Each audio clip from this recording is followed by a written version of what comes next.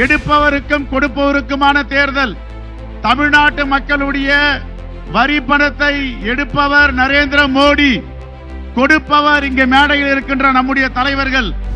10 ஆண்டுகளுக்கு முன்பு கொடுத்த வாக்குறுதியை ஒன்றும் நிறைவேற்றாத மோடி 2 ஆண்டுகள் கொடுத்த வாக்குறுதியை நிறைவேற்றிய நம்முடைய மாண்புமிகு முதலமைச்சர் தளபதி அவர்கள்.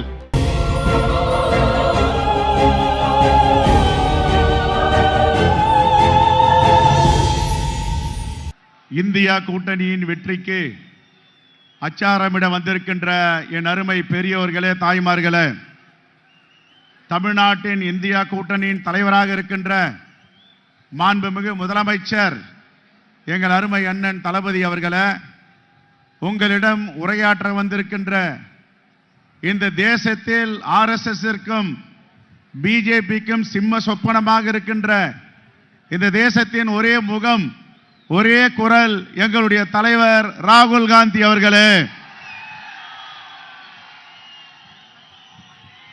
இதை தொகுத்து வழங்குகின்ற மாண்புமிகு அமைச்சர் அண்ணன் முத்துசாமி அவர்களே, திரு TRB ராஜா அவர்களே, வேட்பாளர் வெற்றி வேட்பாளர்களே, இந்த தேசத்தில் இந்த தேர்தல் என்பது சர்வாதிகாரத்திற்கும் ஜனநாயகத்திற்குமான தேர்தல்.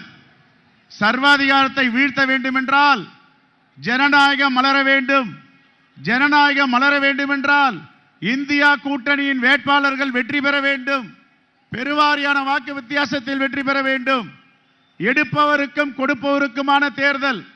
தமிழ்நாட்டு மக்களுடைய வரி பணத்தை எடுப்பவர் நரேந்திர மோடி, கொடுப்பவர் இங்கே மேடையில் இருக்கின்ற நம்முடைய தலைவர்கள்.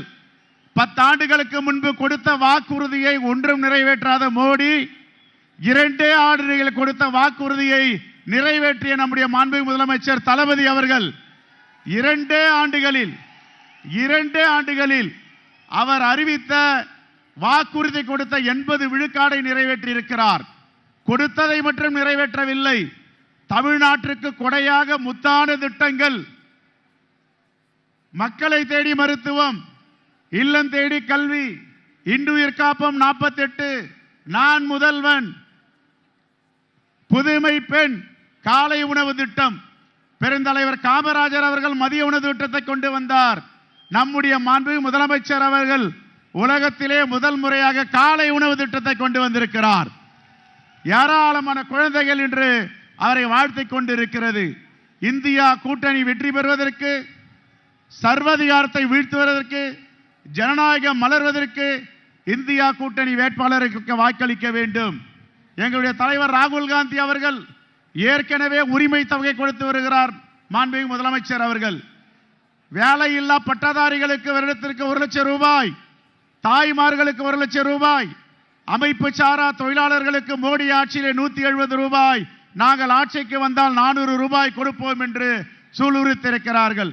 என் அருமை பெரியோர்களே, தாய்மார்களே, உங்களுடைய விலை மதிக்க முடியாத வாக்குகளை ஜனநாயகத்தை காப்பதற்கு, சர்வாதிகாரத்தை வீழ்த்துவதற்கு உங்களுடைய விலை மதிக்க முடியாத வாக்குகளை இந்தியா கூட்டணி வேட்பாளருக்கு வாக்களியுங்கள், வாக்களியுங்கள் என்று கூறி விடைபெறுகிறேன். நன்றி, வணக்கம், ஜெய்ஹிந்த்.